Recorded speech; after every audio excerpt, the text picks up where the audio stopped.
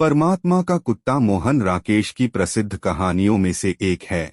इसमें आप सरकारी दफ्तरों में व्याप्त लालफीताशाही, भ्रष्टाचार तथा उदासीनता का सजीव चित्रण करते हैं। कहानी के आरंभ में एक सरकारी दफ्तर के परिसर का चित्रण किया गया। वहां कई लोग अपनी फाइलों का काम पूरा होने की आशा रखकर इंतजार कर रहे होते हैं। उनमें बाल बच्चे, बूढ़े, निस्सहाय बहुत होते हैं, किंतु वहां के कर्मचारियों पर इनकी स्थितिगतियों का कोई प्रभाव नहीं रहता। एक बूढ़ी अपने मरे हुए बच्चे को मिली जमीन के बारे में पूछती है, किंतु उसका जवाब देने वाला कोई नहीं है। सभी कर्मचारी अपने में मस्त और इन लोगों के प्रति उदासीन रहते हैं। कुछ सरकारी बाबू कविता, गजलें आदि सुनने सुनाने में मग्न हैं, तो कुछ कर्मचारी मजे में बातें करते रहते हैं। कई लोग चाय पीते रहते हैं। फाइलों का काम उन्हीं का जल्दी होता है जो इन लोगों को कुछ पैसे घूस के रूप में देते हों। इन सब के ऊपर अधिकारी जो कमिश्नर साहब हैं, वे भी कुछ दस्तखत करके मैगजीन वगैरह पढ़ने में व्यस्त रहते। ऐसे में एक अधेड़ आदमी अपनी भाभी और बच्चों के साथ दफ्तर के परिसर में प्रवेश करता है। आते ही वह अपनी पगड़ी जमीन पर बिछाकर परिवार सहित बैठ जाता है और ऊंची आवाज से कहने लगता है कि सरकार इतने सालों से उसकी अर्जी पर फैसला नहीं ले सकी। वह पाकिस्तान से आया हुआ भारतीय है और उसके कुछ रिश्तेदार अभी पाकिस्तान में ही हैं। उसके पुनरावास की समस्या हल नहीं हुई। 7 वर्ष घूमने के बाद जमीन के रूप में नालायक गड्ढा मिला। उसने अर्जी रखी कि उस गड्ढे के बदले थोड़ी कम जमीन ही क्यों न हो, अच्छी दिलवाएं।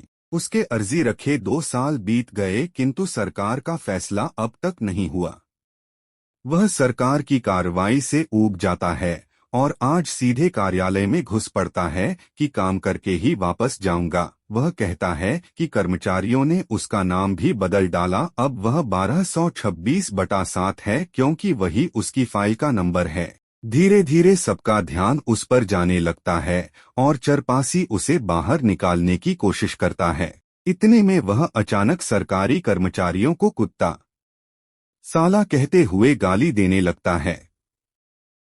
वह इसका विवरण भी प्रस्तुत करता है कि सरकारी कर्मचारी सबके सब कुत्ते हैं जो आम लोगों की हड्डियां चूसते हैं और सरकार की तरफ से भौंकते हैं, पर वह तो परमात्मा का कुत्ता है जो परमात्मा की तरफ से भौंकता है। परमात्मा का कर्तव्य है इंसाफ, न्याय की रक्षा करना। वह आज भौंककर इन सरकारी कुत्तों के कान फाड़ देगा। यह शोर शराबा सुनकर कुछ सरकारी बाबू बाहर आते हैं और उसे शांत करने की कोशिश करते हैं। एक बाबू कहता है कि उसका काम तकरीबन लगभग हो गया, पर अधेड़ व्यक्ति मानता नहीं और कहता है कि यदि आज उसका काम पूरा नहीं हुआ तो वह नंगा होकर कमिश्नर साहब के पास जाएगा।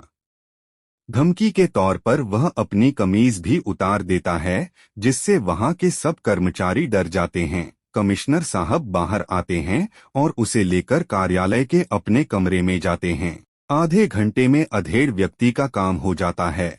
अधेड़ आदमी विजयगर्व से बेताज बादशाह की तरह अकड़कर बाहर आता है। वह बाहर इंतजार करते लोगों से कहता है कि इस तरह चूहों की तरह रहने से काम नहीं बनेगा। जागो, भौंको और इनके कान फाड़ दो। अधेड़ आदमी के व्यवहार से स्पष्ट होता है कि भद्र व्यवहार से सरकार ही नींद नहीं खुलेगी, बेहयाई से ही सरकारी दफ्तरों में काम होता है। इस कहानी में समाज की वास्तविक परिस्थितियों का चित्रण किया गया। कहानी की पृष्ठभूमि सरकारी कार्यालय है। कुत्ता एवं भौंकना मात्र प्रतीक हैं। इन दोनों शब्दों के लिए जागरूक तथा सचेत कार्यवाही के अर्थ लेने चाहिए। मोहन राकेश इस कहानी के द्वारा बताते हैं कि जनता जब सचेत बनेगी तभी भ्रष्टाचारों का नाश होगा। दुख की बात यह है कि आज भी सरकारी कार्यालयों की कार्यवाही में इस कहानी से भिन्न आचरण दिखाई नहीं पड़ता।